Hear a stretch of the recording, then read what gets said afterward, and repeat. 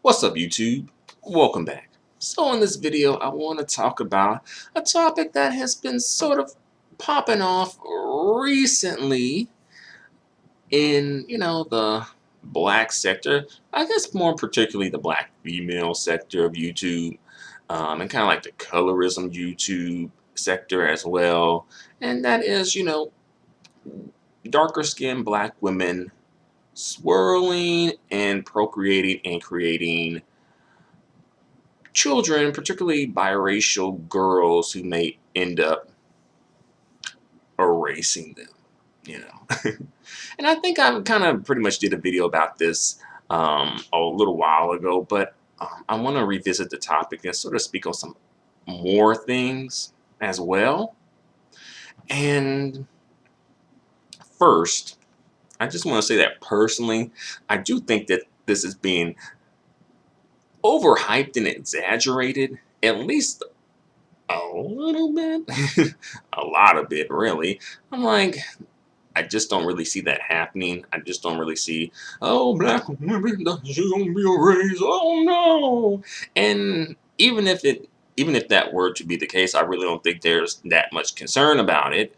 I hate to say that, but I do think there's some truth in that. Like, I don't really think people are just going, oh no, we gotta stop this. No, not so much the erasure. They're not so much concentrated on stopping the erasure, quote unquote. More so black women participating in interracial dating and relationships and marriage and procreation. I think that's more so the issue that triggers a lot of people, because when there's talks about black women divesting or swirling or interracially dating or even just considering the option, a lot of people get triggered and a lot of people have a lot of opinions and a lot of things to say about it. All right. And I think that does come from sort of like a weird situation where a lot of people feel like this paternalistic attitude toward black women and just feel like, oh, we know what's best for you, or we feel like we can tell you what to do, you know? Or like you need to be monitored and regulated. I know when it comes to other black women coming at black women who, swirl or whatever you want to call it, I think those black women do kind of have like a low key overseer mentality. Like, oh, let's watch you. Like, that black woman was appointed an overseer over the other black women. Low key, right? And I think, the black men who have issues with it, it's just like, well, I think the black men kind of feel like they have some, like they have a say in it, like, that's where the paternalistic attitude about it, right? But yeah, I do think it's being overhyped and exaggerated. The scare tactic is gonna, ooh, black woman, you gonna erase yourself. Brad ain't rad. Brad ain't gonna be your kid's dad. No. Brad's gonna go bad. Ooh. Right? And, you know, again, I just don't think that darker skinned black women are just gonna go extinct anytime soon or at all, really. And I think partially because, well, one, there's like a whole entire continent, like Africa, right, of like dark skinned black women, right? Then, you got like Brazil, and then you got the Caribbean, and, there's like all over the world, really, but especially in like Africa, though. And as well, you know, darker skinned black women ain't gonna be going extinct, especially if darker skinned black men are here. They ain't gonna be going extinct. And I know some of you are like, what do you mean? Well, let me explain something, right? Because I feel like, really, like, if darker skinned black women become extinct, then who gonna be birthing the darker skinned black men, right? you know? And really, I feel like scientifically speaking, um, darker skinned black men can, like when they procreate, can help prolong darker skinned black women's lineage. And this is because black men, well, men in general, carry both the X chromosome and the Y chromosome, while women only carry the only carry the X chromosome, right? Typically, and of course, we know there's like genetic abnormalities here and there, but typically that's how it works. So, all right.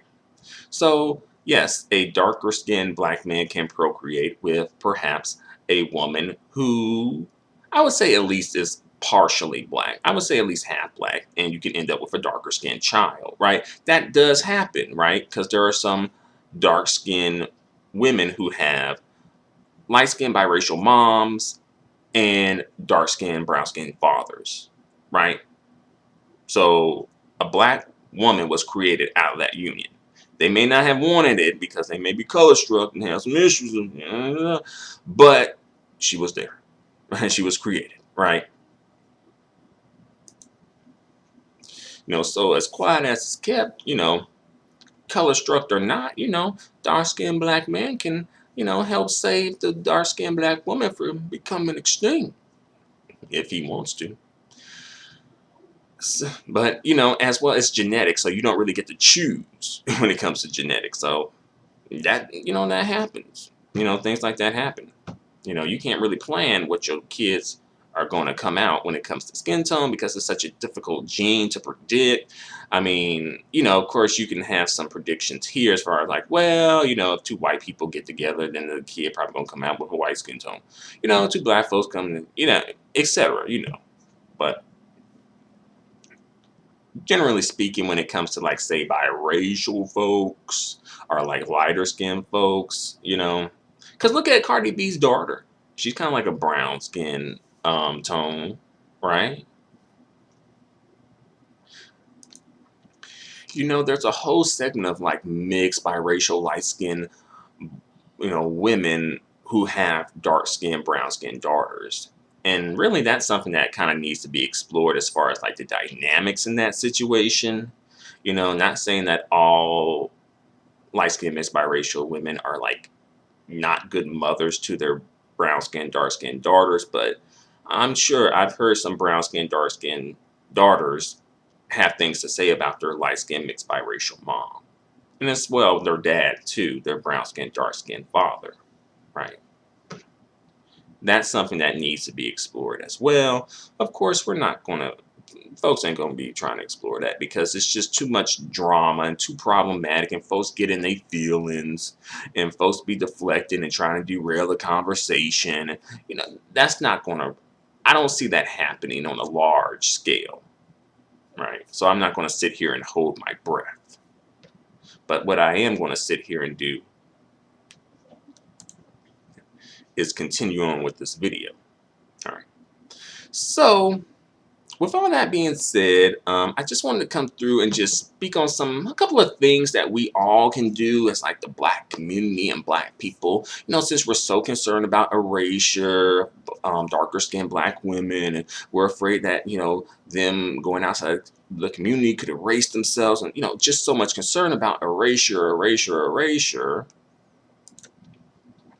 Whether it's in the media or just in general or just in society. Since we're so concerned, I just want to come through and talk about a couple of things that we can do as a community to prevent that. All right. These are some preventative measures, right? So one thing that we can do is, for one, drop the one drop rule and create a standard for what is considered black, like what is blackness, right? Because that's important, right? And of course, for African Americans, we can't just say like, oh, 100% black. That's not, that ain't there. By and large, I'm pretty sure there's a couple of folks who are African American walking around 100%, but by and large, it ain't here. So we got to go with the next thing. Like, what's the next step? Is it like 85%, 75%, 65%? What is considered black? Is it just a look? Are you going to have to be darker than the paper bag to be considered black? What is going to be considered black, right? Is it going to be based on parents, right? Um, and I know that's going to be tough because folks got family members who they feel are black and may not fit into that. I mean, me personally, I do have family members kind of like that, to keep it real, Some folks can say, hey, you're not black, right? So it's going to have to be something that we kind of get together about and figure out what can we do to create what is black, what is not black, right? And truly define that. And I do find that a bit odd, considering that black is the one color where there's not, like, black is black. There's no shades to blackness when you really think about it. Like, oh, let me get that light black coat. Oh, no, I want that dark black coat. No, no, I want an off black coat. I mean, you may hear like jet black, but by and large, black is black. Right? Another thing we can all do to help prevent the erasure of darker skinned black women is simply just to take colorism complaints more seriously instead of defending or ignoring them. That's something that we can all do. Since again, we're so concerned about darker skinned black women, let's just start taking these colorism complaints more seriously. Right?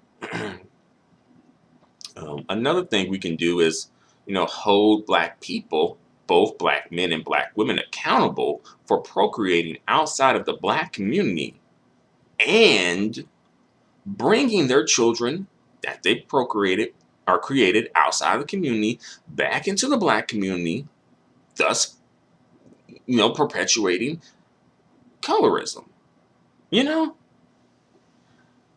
That's something that I think that is extremely important. Also, I do take a bit issues with that too, because I'm just like, well, on one hand, you went outside the community to have your kid, which ultimately is fine. That's your choice. You have that right.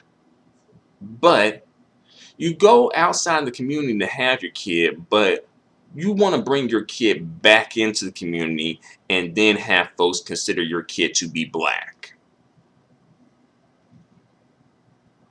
And I'm like, well, if you wanted a black child, why not have a black child with a black person? That is something that does bother me. And I've actually spoken about that in a previous video a while ago. But yeah, I don't like that, And I think partially why they do it is because they feel like, oh, their kids are going to be elevated above quote unquote regular black people, black people who have both a black father and a black mother, right? And then get mad when folks have issues with your kids,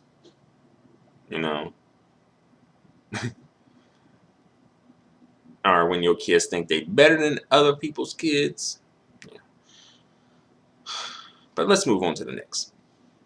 So the next thing we can do is, start creating and pushing media targeted toward perpetuating positive imagery of darker skinned black women. We can do that. I mean, I know black people don't control like the whole media apparatus, the whole media and all that good stuff, right? But we do have our own movies and TV shows and music videos, etc. Right? And we can just start featuring more darker skinned black women in those things. I mean, I'm pretty sure folks are going to come through and think of some excuse of why not to. Like, oh no.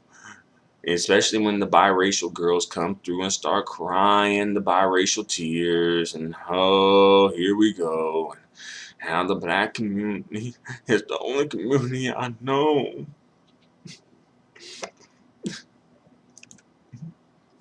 I can't help it that I'm mixed. I'm I always consider myself black. It hurts me so much that I'm not accepted by my own people. Right? And then, oh. And then, oh boy, the reaction to that, folks just drinking these biracial tears like it's just lemonade on a hot summer day. Right.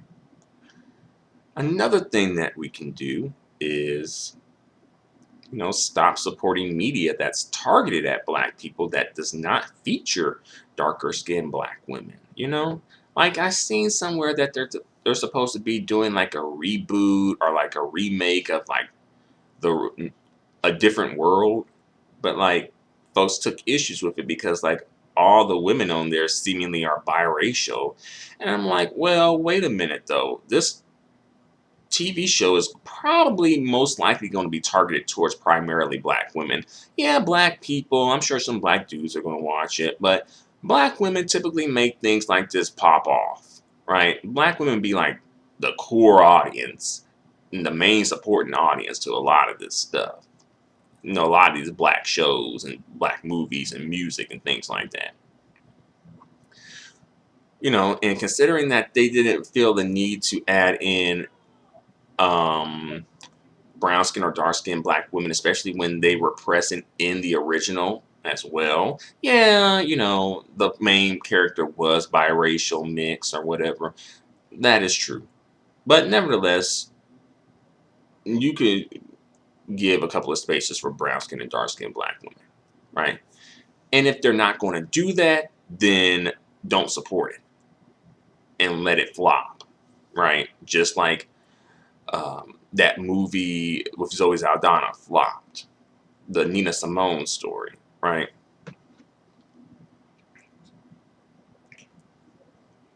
And as well, we can challenge problematic media that features, you know, poor images and problematic images of darker skinned black women. We can do that, right? And as well, something else that's really important, we can start teaching our young boys to, socializing them to like and pursue darker skinned black women. You know, I personally feel like this current generation is a wash. I think we've gone as far as we can go with the current generation. You know, I think if they haven't got it by now, they're not going to get it. So personally, I just feel like we kind of just need to get a head start on the next generation that's coming up and trying to push them to like darker skinned black women, you know? And I know that there is like media imagery that's being, shown to black boys and just, people in general, really, but black boys that can be sort of strong and powerful. But nevertheless, I do think it's possible if we really just prioritize this as an issue. But personally, I don't see that happening. And I'll tell you why. A while ago, Gabrielle Union tried to do this with her stepsons.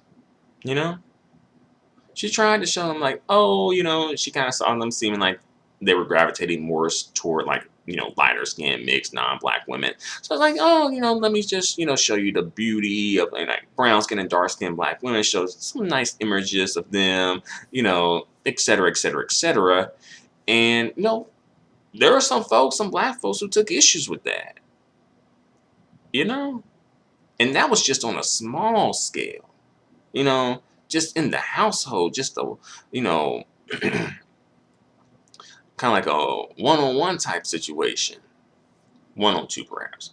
But imagine if that happened on a large scale. Do you think people would push back? You think people would push back on that? Especially black men, you know. So as I mentioned earlier, I do think that the outrage is overhyped and exaggerated, but also it's not sincere. It's not really sincere because really, if it was and really people were truly concerned, it wouldn't take to this point. We wouldn't be here, you know. And also, lighter skinned mixed biracial girls, if they're going to be in this community, then they need to be socialized to act a certain way too, and make sure that they are socialized in a way that they can perhaps be sympathetic to darker skinned black women's issues, just as black women are socialized to be extremely empathetic to black men's issues, while seemingly the reverse doesn't happen as much. So it's possible if we really want it, it can be done. But that's the thing. Like, do we really want it? I'm sure there's a segment of people who do, but there is also a large segment that does not, and that's going to push back on it. And these folks are probably going to be, a lot of these folks are going to claim to be pro-black. Don't get it twisted. A lot of these people be claiming be in the pro-black sector, be downplaying colorism, right? That's the part of white supremacy that folks want to ignore. That's the part of white supremacy that folks just, you know, as quiet as it's kept, the part of white supremacy that they want to adhere to, and protect, you know. So when folks come through talking about, oh, the white devil. Oh, man, we gotta fight the white devil, get him out of here. White supremacy, no, no, no, no, no, no, right? Coming through with all that, but when colorism comes up, then it's like 1,001 excuses, all that bravado, all that angst, all that passion goes out the window, right? Because as quiet as it's kept, these dudes, and as well as some of these women, they just want to get rid of the parts of white supremacy that they don't like. They don't want to get rid of the parts of white supremacy that they do like. And the thing is, for me, it's like it's all or nothing. Really, I think it's just really, well, one, that's fair and necessary, and two, it's just makes the most sense, you know. And some people could probably argue, well, just because it comes from white supremacy don't mean that it's bad. I suppose you could argue that for something, for some things, but colorism, I just don't think is one of those things, personally. But yeah, these folks, they just want to get rid of the parts of white supremacy that they don't like. Pretty much like the police brutality. That's a big part of it. Perhaps the labor force discrimination, the interracial dating aspect for black men, not so much, the colorism aspect for black, not so much, you know. you know. The broken family, deadbeat father aspect stereotypes, not so much, The one drop rule, not so much, you know.